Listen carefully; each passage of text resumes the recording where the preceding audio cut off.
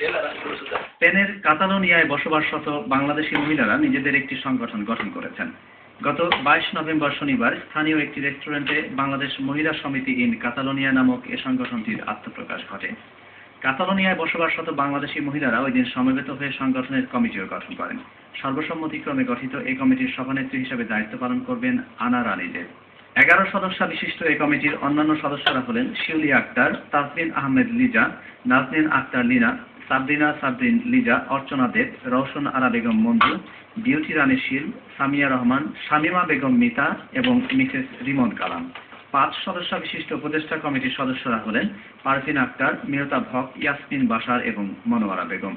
ঐক্যবদ্ধভাবে নিজেদের জন্য কিছু একটা করার প্রয়াস নিয়ে বাংলাদেশি মহিলাদের এ সংগঠন বাঙালিয়ানা বিভিন্ন সামাজিক ও সাংস্কৃতিক অনুষ্ঠান আয়োজনের পাশাপাশি বিভিন্ন সেবামূলক কর্মকাণ্ড করবে বলে নবগঠিত বাংলাদেশ মহিলা সমিতি ইন কাতালোনিয়ার কর্মকর্তারা জানিয়েছেন।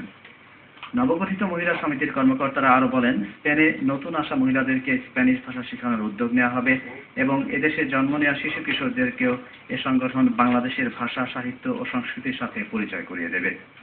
মহিলা সমিতির এ সভায় কাতালোনিয়ায় বসবাসরত বিপুল সংখ্যক বাংলাদেশি মহিলা উপস্থিত ছিলেন।